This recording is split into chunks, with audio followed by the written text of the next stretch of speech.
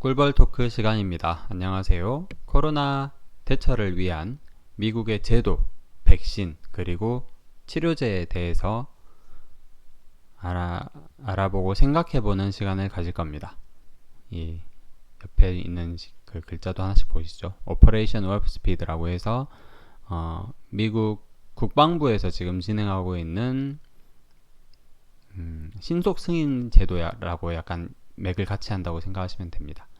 그리고 백신, 치료제, 그리고 DOD는 미국 국방부죠. 그 다음 코비드19 뭐 이런 얘기를 할 거예요.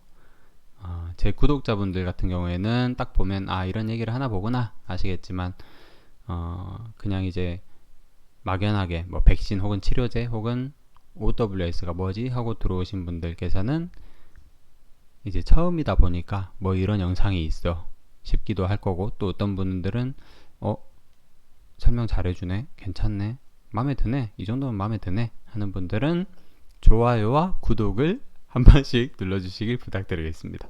자, 방송 시작할게요. 닭살 돋을 뻔했네.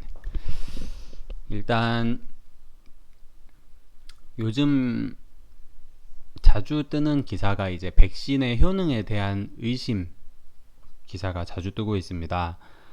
예를 들면 지금 모더나와 화이자 백신이, 모더나의 경우에는 뭐 방어율이 한 90%, 화이자 같은 경우에는 자기네 방어율이 한 95%뭐 이렇게 얘기를 하고 있죠. 그리고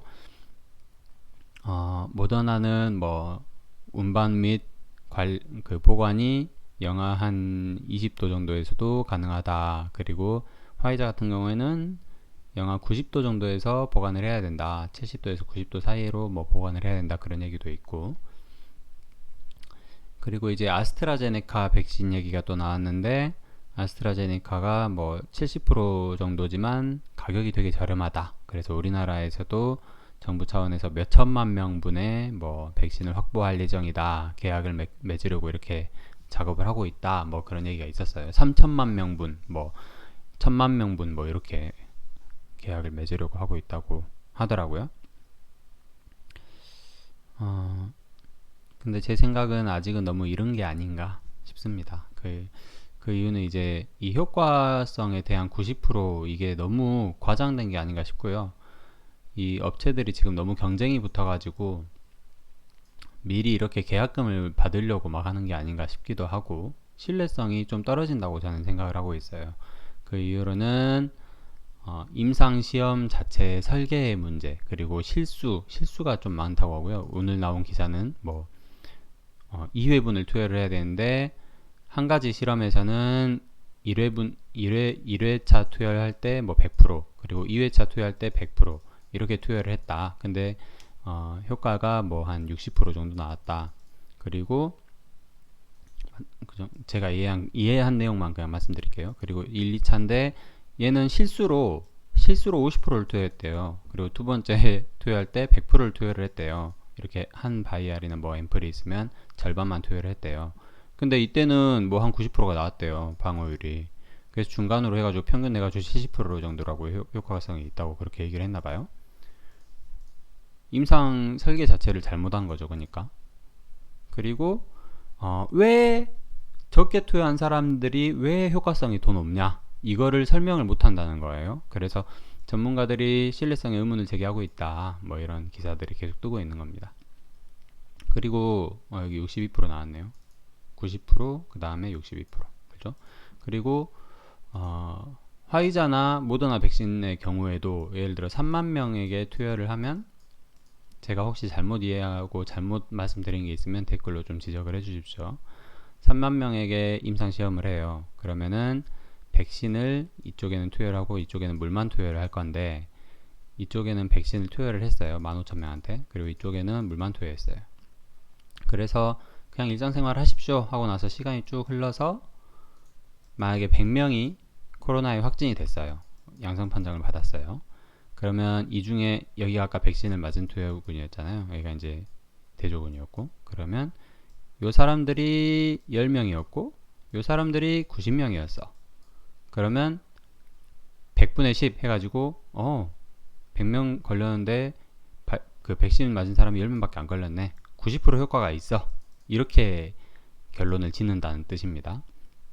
근데 문제는 그 과정에서 이 사람들이 어떤 생활을 했는지는 알지 못한다는 점, 그리고 그 코로나 바이러스에 대한 노출 강도가 다 다를 수 있다는 점, 그런 단점들이 분명히 있겠죠. 그래서 저 같은 경우에는 임상 실험이 이거 좀 믿음이 안 가는 거예요. 백신 확실히 더 모집단을 더 많게 한다든지 아니면 더 기간을 쭉 늘린다든지 그런 방법이 있겠죠. 그리고 이 사람들이 어느 정도의 기간을 거쳤는지 모르겠지만 그 후로도 계속 이 효과가 있는 건지, 몇 달 정도의 지속 시간이 약효가 지속되는지 그런 걸 알 수가 없다는 거예요. 그리고 좀 더 중요한 거는 이제 보통 90%의 효과가 있다고 발표를 하면 사람들이 느끼기로는, 예를 들어 10,000명에게 투여를 하면 백신을 투여를 했어요. 그 다음에 이 사람들 10,000명이 전부 다 코로나에 노출이 됐어요. 예를 들면 그렇게 하고 나서 10,000명 중에 9,000명은 발생을 안 했고 1,000명만 걸렸다. 이렇게 하면 90%의 효과가 있다는 게 명백하겠죠. 근데 이거는 이제 인권 문제도 있고 뭐 여러 가지 윤리적인 문제도 있고 하니까 이런 식으로 임상 자체가 불가능하다는 거예요.